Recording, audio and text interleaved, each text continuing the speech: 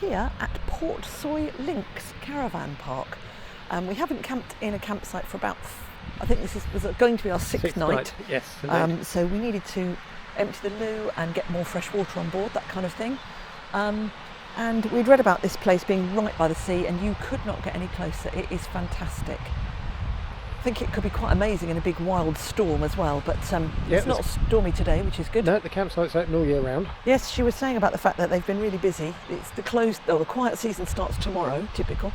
When it gets cheaper. Obviously. When it gets cheaper, obviously. It was £28 here without electricity. I can't remember how much it was with electric. I don't know. But we didn't need electric, so we didn't bother with that. And also, if you don't have electricity, you are in one of these ones right by the sea. If you do have electricity, you're a little bit further away, but you've still got good views of the sea. Yep. And the showers and loos are very clean. The loos and the showers are quite dated, aren't they? I think it's fair to say. They could do with a bit of updating, but they're very clean, which is the important thing. Yep. And that's all that matters, really. It is. The weather's been mixed. Yeah, I think mixed is fair to say. It's been raining one minute and sunny the next, and there was beautiful rainbows early because of that. Yeah, but at the moment it's lovely, and it's meant to be nice tomorrow. It is, yeah. And tomorrow we're heading off towards Inverness area, aren't we? We are. So at the moment we're still doing one day at a time, which is really nice, isn't it? And yep. Don't know quite what we're going to do, where we're going to stay, or anything like that. Just go see how the day goes and plan it from there, really. See where we fancy. Yep. So our kind of holiday. Definitely.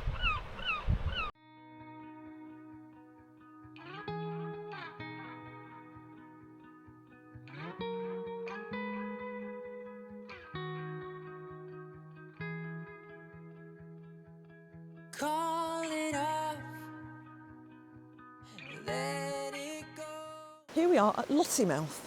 Lossiemouth is on the north-east coast of Scotland, and we're following something called the Coastal Trail at the moment, which is basically taking us along this coastal route to Inverness, maybe even beyond, we don't really know.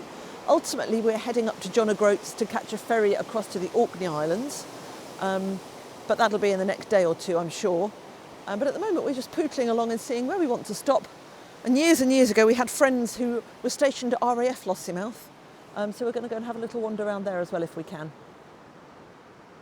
So Inverness is the start of the NC 500. So it's going to be interesting. We haven't actually seen many camper vans at all recently, have we? No, not at all. Be interesting to see how, when we actually get to Inverness and hit the North Coast 500, how many camper vans and everything else we see there. The place we stayed in last night was actually, it was their last night of their high season. So today starts the low season. So again, be interesting to see how things are. We're certainly hoping that bodes well, aren't we? We are, yes. And the North Coast 500 isn't absolutely packed, but we will wait and see. We are now at Dunrobin Castle. Dunrobin. I say Dunrobin. Roger says Dunrobin. I said Dunrobin. But that's okay. We're at that castle anyway. It's a beautiful place. It's a huge place, owned by the Dukes and Earls of Sutherland, and they built it in 1235.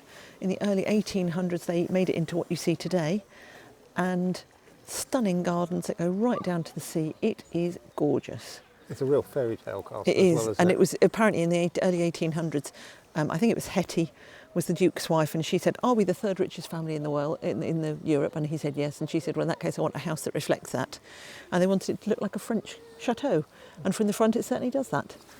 Yeah, very impressive, isn't it? It is very impressive. We just had a quick wander around inside, and it's very nice in there. And these gardens look amazing.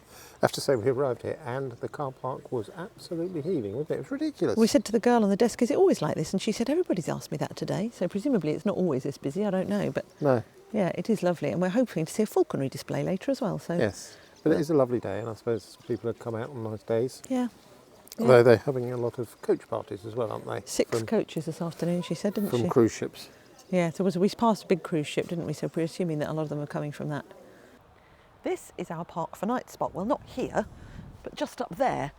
And believe it or not, Henry is parked on the side of the I think it's the 897 or 987, something like that, which is an A road that actually is a single track road with passing places. We've only ever come across one of those before, which was on the Isle of Skye. As I say, it is an A road, but it's not exactly busy. And this is a beautiful valley, lovely river. I don't know what river it is actually, but it's a lovely river. Oh, no idea. And there's a railway that runs the other side of the valley, which we hope is not going to keep us awake all night, but I don't think it will because we haven't seen a train yet.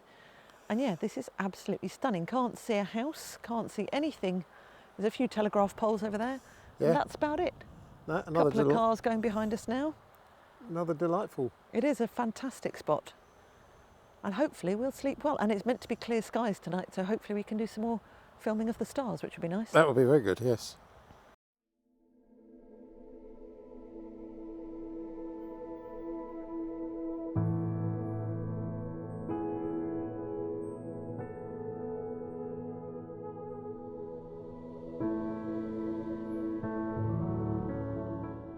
So we're here at Castle Sinclair Gurnigo, and this is the remains of the castle.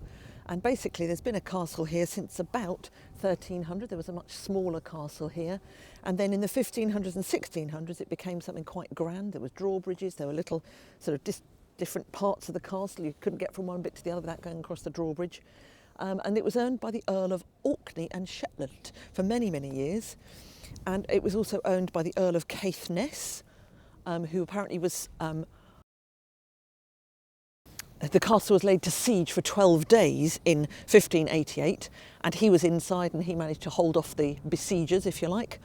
And then basically it passed between various earls, and in about 1700 it sort of fell into disrepair because the new family that inherited it, the Dunbars, they didn't really want to spend much time here, and it just gradually ended up getting worse and worse. And in 1680 it was a family dispute who disputed whether this person should own the castle or not, and then a group of local men came and stripped the roofs, stripped the furniture, stripped everything from the castle in 1680, and it just kind of lay there in disrepair ever since, and it's got worse and worse and worse.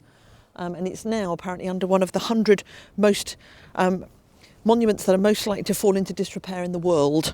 And you can quite see why, because it's got the sea on one side and people and various things on the other side, and it's just gradually becoming more and more crumbled, I guess, really. It's in a fabulous location. It's in an amazing location, but the sea is literally down here and the other side, so it's surrounded on three sides almost by sea, really. Yeah. But yeah, they'd have had good views. They would have certainly had good views, and it should have been fairly easy to defend, you'd have thought, as well, really, wouldn't you? You would have thought so, That's presumably why for 12 days they managed to hold off the besiegers, I'm assuming. Yeah. So we are here at John O'Groats.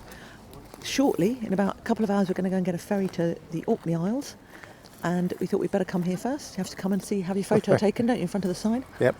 Not quite the most northern part of Britain. No, that is Dunnet Head, which is about 10 miles that way, I believe. But no, so the Orkneys are behind us.